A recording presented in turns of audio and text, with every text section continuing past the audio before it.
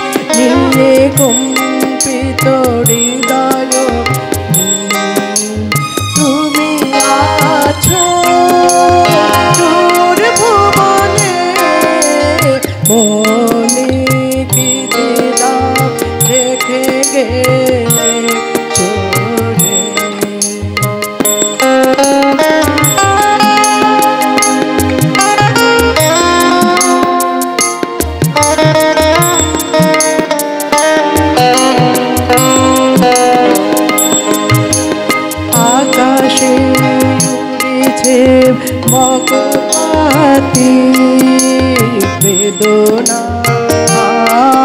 আমার সাথী, আকাশে ঘুরেছে মকপাতি, আরে কত মায় সুধা বাড়ে যায় বিদায় করে, কি বলো না সেটি হয়ে গেল গো, সে তো যুধির গান বেদনে মনে মনে, কি দ্বিধা রেখে গেলে চলে সেদিন, ভরা সাজে যেতে যেতে দুবার হতে কি ভেবে ফিরালে ওখানে, কি কথা ছিল যে মনে মনে মনে, কি দ্বিধা রেখে গেলে চলে। খুব সুন্দর একখানি গান আমরা সুপর্ণাদির গলায় শুনে নিলাম। রবীন্দ্রসঙ্গীত গান গাওয়ার পাশাপাশি আপনি আর অন্য কী ধরনের গানে আপনি সাবলীল বা পারদর্শী, সেটা একটু জেনে নেব। আমি রবীন্দ্রসঙ্গীত ছাড়া নজরুলগীতি শিখেছি কল্যাণী কাজীর কাছে। তাছাড়া এখন তো সব রকম গানই গাইতে হয়, আধুনিক গানও গাওয়া হয়। আধুনিক গাই, ফোক গাই। এখন কি একটা আধুনিক গান হবে? হ্যাঁ, একটা চেষ্টা করব একটা আধুনিক গাওয়ার। তাহলে এখন একটা আমরা আধুনিক গান সুপর্ণাদের গলায়, মিষ্টি গলায়, খুব সুন্দর গাইছেন, একটা মিষ্টি গলায় একটা আধুনিক গান শুনে নিই আমরা।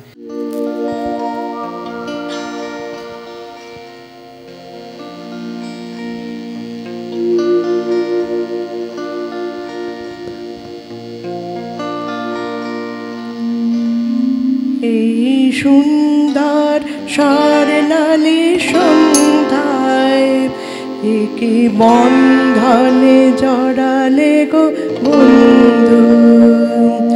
এই সুন্দর স্বর্ণালী সন্ধ্যায় একে বন্ধনে জড়ালে গো বন্ধু।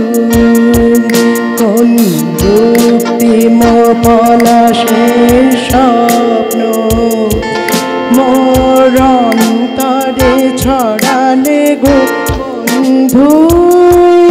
এই সুন্দর স্বর্ণালী সন্ধ্যায় একে বন্ধনে জড়ালে গো বন্ধু।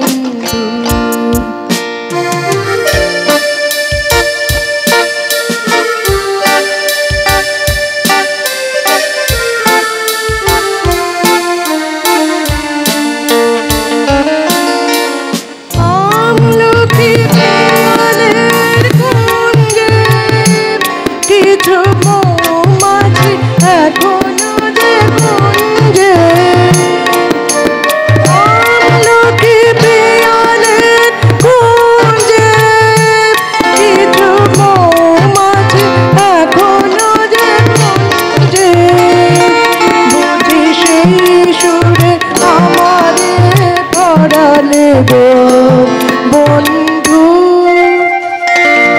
এই সুন্দর স্বর্ণালী সন্ধ্যায় একে বন্ধনে জড়ালে গো বন্ধু।